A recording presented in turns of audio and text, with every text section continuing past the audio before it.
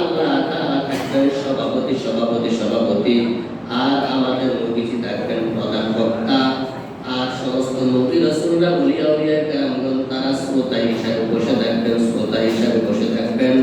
আল্লাহ তাআলা দাউদ আলাইহিস সালামকে বলবেন, দাউদ, তোমাকে এমন একটা কণ্ঠ, সুন্দর কণ্ঠ আমি দান করেছিলাম, তুমি যদি নদীর পাড়ে বসে কোরআন শরীফ জাবুর তেলাওয়াত করতে, সমুদ্রের মাছেরা তাদের কাজ কাম বাদ দিয়ে তোমার তেলাওয়াত শোনার জন্য নদীর কাছে চলে আসতো, আসমানের পাখিরা তোমার কাছে চলে আসতো তোমার কণ্ঠ শোনার জন্য। তো কণ্ঠ সুন্দর তোমাকে দান করলাম, আজকে তুমি হাসরের ময়দানে আমার নবীদেরকে, রাসূলদেরকে, ওলিদেরকে তোমার কণ্ঠ সুন্দর কণ্ঠে সূরা তেলাওয়াত করো। আল্লাহর নবী দাউদ আলাইহিস সালাম সূরা তাহা তেলাওয়াত করবেন 11 নম্বর 16 নম্বর পারা 11 নম্বর পৃষ্ঠার মধ্যে সূরা তাহা তেলাওয়াত করবেন। এরপরে আল্লাহ তাআলা বলবেন, নবীজি আপনার জন্য আমি কোরআন শরীফ নাযিল করেছি। কোরআন শরীফ মানুষের কাছে পৌঁছে দিয়ে আপনি কত ধরনের গালি পেয়েছেন, পাগল বলেছে, জাদুকর বলেছে, মিথ্যুক বলেছে, আপনাকে মার দিয়েছে, আপনার দাঁত ভেঙে গেছে, সারা শরীরটা আপনাকে জখম করে ফেলছে, এত কষ্ট করেছেন কোরআন শরীফের জন্য। আপনি দয়া করে সূরা ইয়াসিন তেলাওয়াত করুন। আল্লাহর নবী সূরা ইয়াসিন তেলাওয়াত করবেন। সমস্ত হাসরের মানুষ এইভাবে তাকায় থাকবে নবীর দিকে, এক পলক করে দিকে তাকাবে না। সর্বশেষ আল্লাহ তাআলা বলবেন, আমি তোমাদেরকে কণ্ঠ দান করেছি। যারা গান গায় দেখবেন তাদের কণ্ঠের মধ্যে একটা সৌন্দর্যতা আছে, ভালো লাগে। পুরানো দিনের মুরব্বীরা আগেকার গানগুলো কিন্তু এখনো শুনে মজার কারণে ছাড়তে পারে না। যুবক ভাইয়েরা ভাইরাল গানগুলো শুনে যারা বলছেন সাইদু যদি বয়ান করে এক রকমের সুন্দর, হাফিজুর রহমান সিদ্দিকী বয়ান করলে এক রকমের সুন্দর, মিজানুর রহমান আজহারী বয়ান করলে এক রকমের সুন্দর, আমাদের উজানি পীর সাহেবরা বয়ান করলে এক রকমের সুন্দর। এক একজন মানুষের কণ্ঠের মধ্যে আল্লাহ তার এক একটা কণ্ঠ দান করেছেন, সুন্দর কণ্ঠ। আল্লাহ তাআলা বলবেন, তোমাদেরকে আমি এত সুন্দর কণ্ঠ দান করেছি যে আল্লাহ তোমাদেরকে কণ্ঠ সুন্দর দান করেছি, আমি আল্লাহর কণ্ঠটা কেমন সুন্দর তোমরা কি শুনবা না? কোরআন শরীফের মধ্যে আছে আর রহমান, আল্লাহ তাআলা হাসরের ময়দানে বলবেন, আনা রহমান, আমি হলাম রহমান। কোরআন শরীফের মধ্যে আছে আল্লামাতুল কোরআন, আল্লাহ তাআলা বলবেন, আল্লামাতুল কোরআন, আমি মানুষদেরকে কোরআন শরীফ শিক্ষা দিয়েছি। এরপরে আছে খলাকাল ইনসান, আল্লাহ তাআলা বলবেন, খলাকাতুল ইনসান, আমি মানুষদেরকে সৃষ্টি করেছি। এরপরে আছে আল্লামাহুল বায়ান, আল্লাহ তাআলা মানুষদেরকে বয়ান শিক্ষা দিয়েছেন। হাসরের ময়দানে আল্লাহ তাআলা বলবেন, আল্লামাতুল কোরআন, আনা রহমান, আল্লামাতুল কোরআন, খলাকাতুল ইনসান, আল্লামাতুল বায়ান। আল্লাহ তাআলার কণ্ঠটা এত বেশি সুন্দর, মানুষ সাথে চোখ তাকায়া এইভাবে আল্লাহর দিকে তাকায়া থাকতে 70,000 বছর পর্যন্ত চলে যাবে। মানুষ একটা পলকের জন্য নিচের দিকে পলকটা ফেলবে না। তাদের কুদরত দারি বরকামাল, আনতা রব্বি আনতা হাসবি যুল জালাল, তুই কাদের জলিলুল আজাদাত, মগর হালে তুই মেরা নিগাহদার। তো যাই হোক, নবীজি দুনিয়াতে আগমন করেছিলেন, দুনিয়া থেকে ইন্তেকাল করেছেন। আমাদের জন্য শিক্ষা হলো মা আতাকুম রাসূল ফাখুযু, নবীজি যেগুলো আমাদের জন্য বিধি নিষেধ দিয়ে গিয়েছেন সেগুলোকে আমরা মানা, এটা হলো সফলতা। কিসের মধ্যে? নবীজির আদেশ নিষেধগুলো মানা এবং না করার মাধ্যমে যদি আমরা চলতে পারি তাহলে সেটা হলো সফলতা। নবীজির শানে আমি সূরাতুল কালামের প্রথম থেকে নিয়ে 4 নম্বর আয়াত পর্যন্ত পড়েছি। 29 নম্বর পারা 3 নম্বর পৃষ্ঠা 13, 14, 15 নম্বর লাইনে সূরাতুল কালামের মধ্যে আল্লাহ তাআলা নবীজির শানে কিছু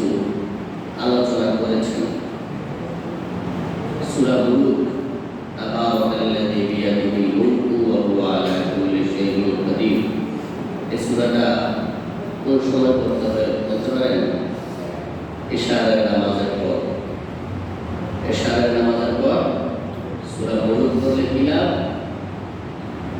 আপনি আর আমি যখন এই বাড়িঘর ছেড়ে সুন্নতের সময় যাব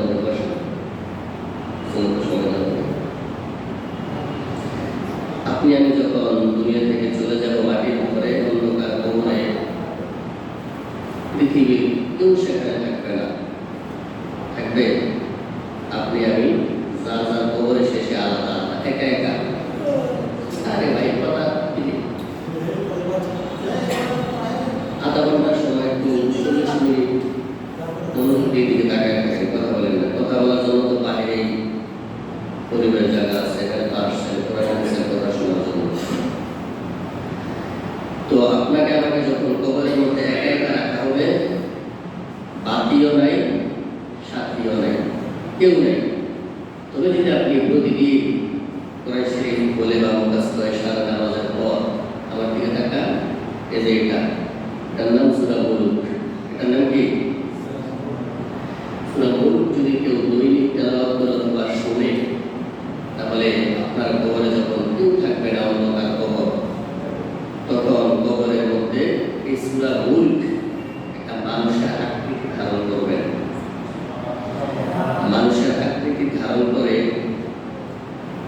আপনার কবরে যখন জাহান্নাম থেকে আগুন আসতে লাগবে, সাপ আসতে লাগবে, বিভিন্ন ধরনের আযাব গজব আসতে লাগবে, তখন সূরা মুলক এই মানুষের মতো কথা বলবে, খবরদার, দুনিয়াতে সে আমাকে প্রতিদিন তেলাওয়াত করেছে, কিয়ামত পর্যন্ত সে তার কবরের মধ্যে আরামে ঘুমাবে, তোমরা তার কবরের মধ্যে কেউ কোনো ডিস্টার্ব করতে পারবে না। আর আমাদের ইসলাম বলবে, তুমি আরামে নিশ্চিন্তে ঘুমাও, তোমার কবরের মধ্যে কেউ ডিস্টার্ব করবে না। সুবহানাল্লাহ বলে।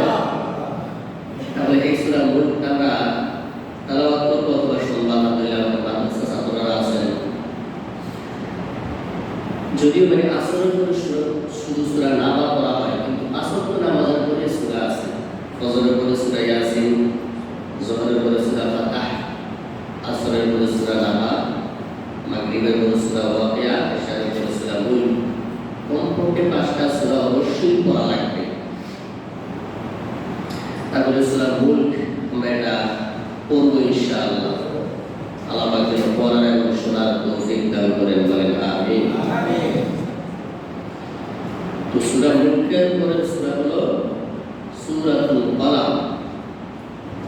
তো কোরআন শরীফের যে এক একটা সূরা, এক একটা আয়াত নাযিল হয়েছে, এটার কারণ আছে। এটা কি আছে ভাই? এই কারণকে বলা হয় শানে নুজুল, অবতীর্ণ হওয়ার প্রেক্ষাপট। এক একটা আয়াত, এক একটা সূরা নাযিল হয়েছে এক একটা কারণে। তো সূরা কলাম এটা কি জন্য নাযিল হয়েছে? আচ্ছা, সূরা মুলক এটা কি জন্য নাযিল হয়েছে? সূরা মুলক নাযিল হয়েছে আল্লাহ তাআলা তাওহীদ, আল্লাহ তাআলা যে আছেন, আল্লাহ তাআলা যে একা, উনি সব কিছুই করতে পারেন, এই বিষয়টাকে মানুষের অন্তরে বদ্ধমূল করে দেওয়ার জন্য সূরা মুলক নাযিল করছেন। এটা হলো সূরা মুলকের শানে নুজুল। এটা কি শানে নুজুল মানে অবতীর্ণ হওয়ার প্রেক্ষাপট। তো সূরা মুলকের পরের সূরা কলাম এই জন্য নাযিল হয়েছে। সূরা কলাম নাযিল হয়েছে নবীজির শান মানের ব্যাপারে, নবীজির শান মানের ব্যাপারে সূরা মুলক নাযিল হয়েছে, সূরা কলাম নাযিল হয়েছে। তো নবীজি, আমরা যে এই ভাই কোরআন শরীফ কি সুন্দর করে পড়ি না, আমরা পড়ি, আপনারা শোনেন, দেখতে অনেক সুন্দর, কি বলেন? তো এটা নবীজির যুগে এইভাবে ছিল না, কারণ নবীজির উপর একটা আয়াত নাযিল হয়েছে। কিভাবে নাযিল হয়েছে? নবীজি মনে করেন যে বসে আছেন, জিবরাইল আলাইহিস সালাম নবীজির কাছে আসছেন, আসার পরে জিবরাইল নবীজিকে শিক্ষা দিয়েছেন। নবীজি জিবরাইল থেকে এই সূরাটা শিখছেন, আয়াতটা শিখছেন। এটা অনেক কঠিন। আমি যদি আপনাদেরকে একটা আয়াত একবার দুইবার তিনবার বলি, যাদের মাথার ব্রেন ভালো, আপনাদের মুখস্থ হয়ে যাবে। কিন্তু নবীজি জিবরাইলের কাছ থেকে এইভাবে সংগ্রহ করেন নাই। এত বেশি কঠিন ওনার অবস্থা তৈরি হয়েছে, স্বাভাবিক মানুষের মতো হইত না, অস্বাভাবিক। তো কাফেররা মনে করতো এটা পাগল। নাউজুবিল্লাহ বলবেন না? নবীজি স্বাভাবিক যে দেখা যায় না, এটা অনেক ওজন। কোরআন শরীফ কি ভাই অনেক ওজন, অনেক কঠিন। ওয়ালাকাদ ইয়াসসারনাল কুরআনা লিযিকরি ফাহাল মিন মুদ্দাকির। এই কোরআন শরীফ অনেক কঠিন, তবে যারা 100-তে 100 চেষ্টা করবে আল্লাহ তাআলা তাদের জন্য কোরআন শরীফ সহজ করে দিবেন।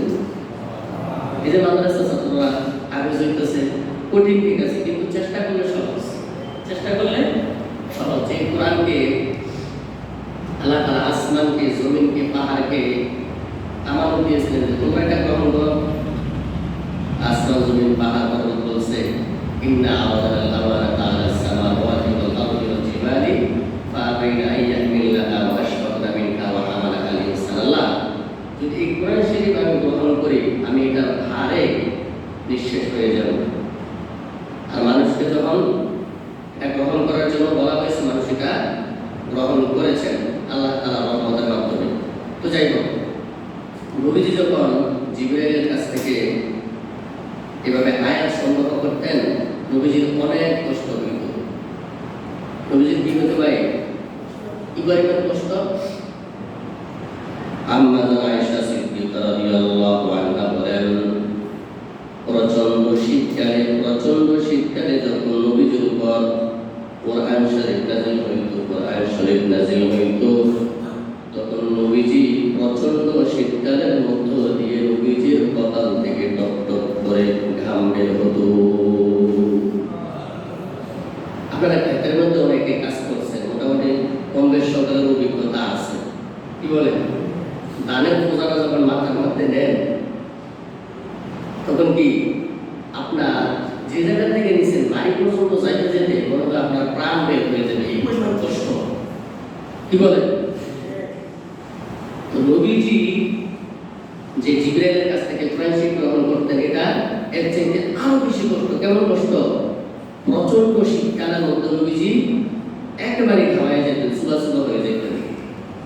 এক সাহাবী বলেন, দুনিয়ার মানুষ, তোমরা তো কোরআন শরীফ সহজে পেয়ে গিয়েছ, আমার নবীজির উপর যখন কোরআন শরীফ নাযিল হইত, আমার নবীজি একদিন আমার রানের মধ্যে শুয়ে আছেন, তখন হঠাৎ করে জিবরাইল নবীজির কাছে কোরআন শরীফ অবতীর্ণ হওয়ার জন্য প্রেরিত হয়েছেন।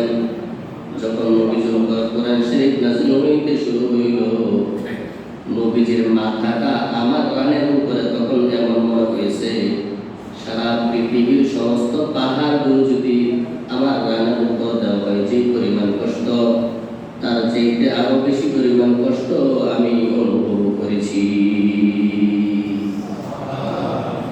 তাহলে এটা দেখতে দেখা যায়, এটা মাপলে এক কেজি হবে না, কিন্তু এটা শান, মান, মর্যাদা দুনিয়ার সবচেয়ে বেশি। কি বলেন?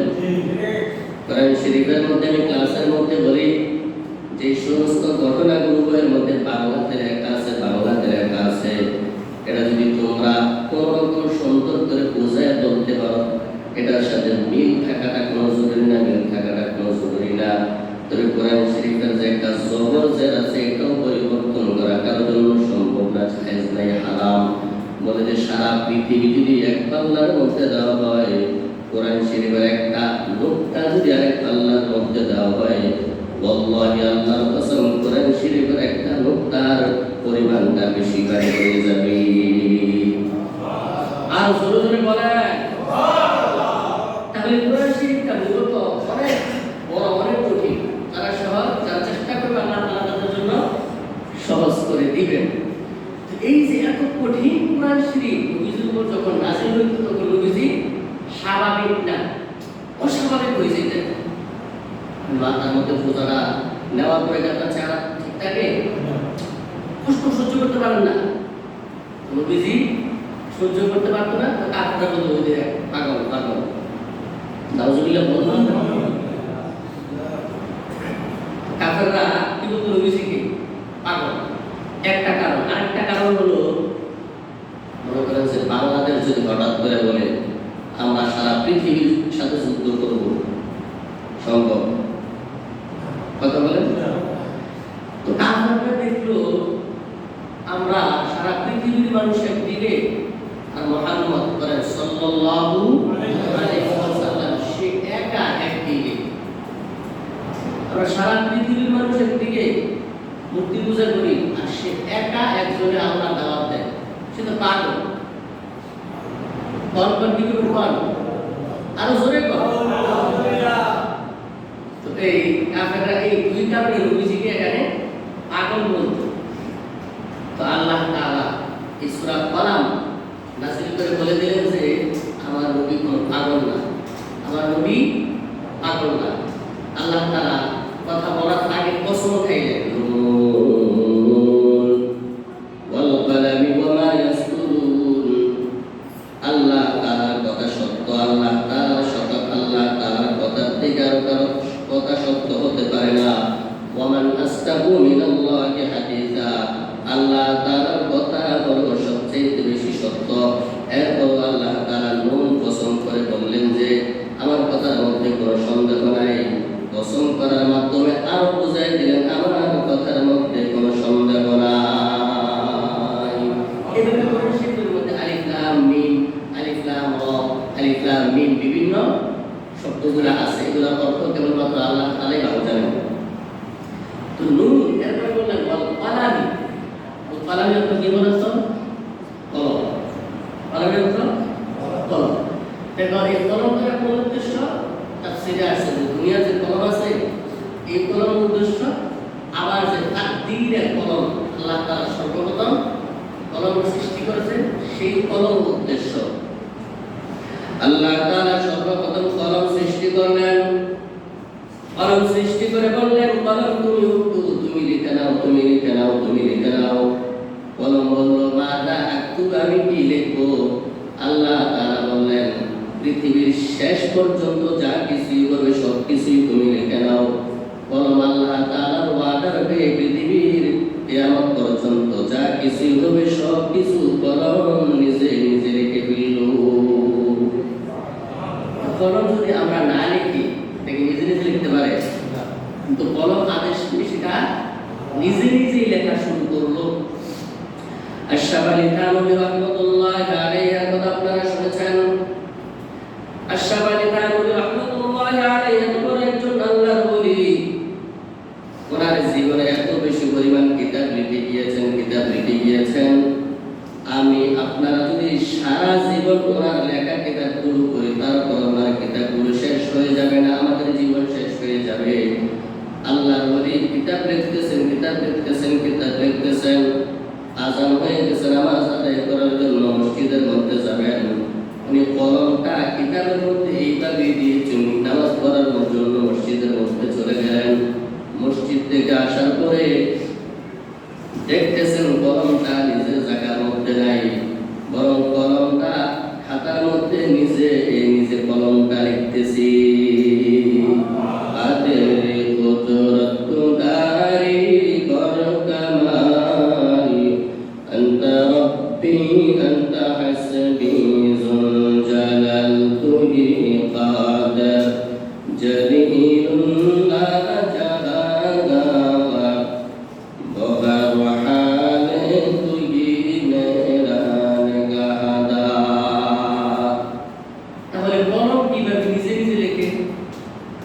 আল্লাহ তাআলার কুদরতে অনেকের হাত অবশ্য হয়ে যায় না, তো দেখতে তো দেখা যায় হাতটা খুব সুন্দর, কিন্তু এটা কাজ করে না। এটা কি কাজ করে না? তাহলে আমার হাতটা কাজ করতেছে আর যে লোক অসুস্থ তার হাতটা কাজ করতেছে না, দেখতে তো একই। তার মানে বোঝা যায় এটা নিজে নিজে কাজ করে না, আল্লাহ তাআলার হুকুমে কাজ করে। তো কলমটাও এটা মানুষের হাত লাগে না, আল্লাহ চাইলে এটা নিজে নিজে লেখা সম্ভব। তো যাই হোক, লম্বা কথা বলতে গেলে অনেক চলে যাবে। আল্লাহ তাআলা বলেন নুন ওয়াল কালামি ওয়া মা ইয়াসতুরুন, কলমের শপথ করে বলছি আমি। কি বলছি? মা আনতা বিনিয়ামাতি রাব্বিকা বিমাজনুন। নবী, আপনাকে যে কাফেররা পাগল বলে, আপনার রবের অনুগ্রহের কারণে আপনি পাগল না। আপনি কি না? মনোযোগ দিয়ে শোনেন, আমার দিকে তাকান। এরপর আল্লাহ তাআলা বলতেছেন ওয়া ইন্না লাকা লাআজরান গায়রা মামনুন। আমি আপনাদের এখানে চাকরি করি, খেদমত করি, আপনারা মাস শেষে আমাকে একটা হাদিয়া দেন। কি বলেন? তো নবী যে জীবনের হাজিরিকে কষ্ট করে কোরআন শরীফ মানুষের কাছে পৌঁছায় দিলেন, আল্লাহ তাআলা নবীজিকে কি হাদিয়া দিলেন? আল্লাহ তাআলা বলেন, ওয়া ইন্না লাকা লাআজরান গায়রা মামনুন, আমি আপনাকে এমন নিয়ামত দান করব যে নিয়ামত কখনো শেষ হবে না। না, আরো জোরে বলেন, ওয়ালা সাউফা ইউতিকা রাব্বুকা ফাতারদা। সূরা আছে, সূরা দোহার মধ্যে আছে। আল্লাহ তাআলার নিয়ামত এটা শেষ হয় না ভাই, আল্লাহ তাআলার নিয়ামত শেষ হয় না। এরপরে বলতেছেন, ওয়া ইন্নাকা লাআলা খুলুকিন আযীম, নবীজি আপনার চরিত্র হলো মহান চরিত্র। জোরে বাবা, সেই তো ক্ষমতার মধ্যে থাকে, তারা বলে যে অমুকের সৈনিক, আমরা তার দলের সৈনিক, অমুকের চরিত্র ফুলের মতো পবিত্র। 5 বছর পরে এই স্লোগান আর চলে না। কি বলেন? 5 বছর পরে স্লোগান আরেকটা ক্ষমতা আসলে তাদের সময় 5 বছর এরপর আর চলে না। কিন্তু আল্লাহ তাআলা সেই ইসরায়েলের মধ্যে এই চারটি টাকা তো ইন্নাকা লাআলা খুলুকিন আযীম, নবী আপনার চরিত্র মহান চরিত্র, আপনার চরিত্রের মতো উত্তম চরিত্র আর নাই। এটা কয় বছরে, এটা কয় বছর চলবে? 5 বছর, 500 বছর, 5000, কিয়ামত পর্যন্তই চলবে। অতএব আমার নেতা আপনার নেতা কোন দলের নেতা হতে পারে না, আমার নেতা আপনার নেতা জনাবে মুহাম্মদুর রাসূলুল্লাহ সাল্লাল্লাহু আলাইহি ওয়াসাল্লাম। কথা বলেন ঠিক কি না? এজন্য আমাদের নবীজি সারা জীবন আমাদের জন্য রাস্তা, 5 বছরের জন্য না, 10 বছরের জন্য না, 16 বছরের জন্য না। ঠিক আছে তো ইনশাআল্লাহ? এরপর আল্লাহ তাআলা বলেন, ফাসাতুবসিরু ওয়া ইউবসিরুন বিআইয়িকুমুল মাফতুন, নবী আপনি দেখবেন কিছুদিনের মধ্যেই আসলে কারা পাগল, আপনি নবী পাগল নাকি যারা আপনাকে পাগল বলতেছে তারাই পাগল। কিছুদিনের মধ্যে দেখা গেল বদর যুদ্ধ হয়ে গেল, উহুদ যুদ্ধ হয়ে গেল, খন্দকের যুদ্ধ হয়ে গেল, এভাবে যুদ্ধ হয়ে গেল। অনেকগুলা যুদ্ধের মাধ্যমে আল্লাহ তাআলা যারা যারা নবীকে পাগল করেছেন তাদেরকে দুনিয়াতেও ধ্বংস করে দিয়েছেন, আখিরাতকে ধ্বংস করে দিয়েছেন। আল্লাহ তাআলা কোরআন শরীফের মধ্যে আয়াত নাযিল করে বিশ্ববাসীকে জানায়া দিলেন, যারা আমার নবীকে পাগল করেছে আমি তাদেরকে ধ্বংস করে দিলাম দুনিয়াতে এবং আখিরাতে। আর আমার নবীজির সম্মান কিয়ামত পর্যন্ত বরং দুনিয়াতে এবং আখিরাতেও চিরস্থায়ীভাবে আমার নবীর সম্মান আমি বাড়াইয়া দিলাম। তাহলে ভাই নবীজির সাথে কারো কোনো তুলনা চলে না। আমাদের ইবনে সাহেবের নাম ডাক্তার প্রাণগোপাল দত্ত, কি বলেন? আমাদের সাহেব আছে, আলিয়া সাহেব আছে, তো একজনের সাথে আরেকজনের তুলনা চলে, কিন্তু নবীজির সাথে কারো কোনো। এজন্য আমি কি আপনাদের সামনে আসলে বয়ান করতেছি নাকি এটা স্বপ্ন, এটার মধ্যে সন্দেহ থাকতে পারে, কিন্তু নবীজি যেই কথাটা বলছেন এটার মধ্যে কোনো সন্দেহ নেই। কিয়ামত হবে আর কয়েক বছর পরে, আগামীকাল সূর্য উঠবে না উঠবে এটার মধ্যে সন্দেহ। উদাহরণ, কিন্তু নবীজির মুখ দিয়ে যেটা বের হয়ে গেছে এটা মিথ্যার কোনো সম্ভাবনা নাই। ঠিক আছে তো ইনশাআল্লাহ? নবীজির কথাগুলো চির সত্য, মহা সত্য, কিয়ামত পর্যন্ত সত্যই থাকবে, এটার মধ্যে কোনো মিথ্যার সংমিশ্রণ হবে না। হবে নাকি? তাহলে এবার মনোযোগ দিয়ে আমার দিকে তাকান। কিয়ামতের ময়দানটা যখন কায়েম হয়ে যাবে, একটা চেয়ার দিয়েছেন, বিশাল চেয়ার বয়ান করার জন্য। আল্লাহ তাআলা হাসরের ময়দানে একটা জলসার অনুষ্ঠান করবেন, জলসার অনুষ্ঠান করবেন। জলসার অনুষ্ঠানের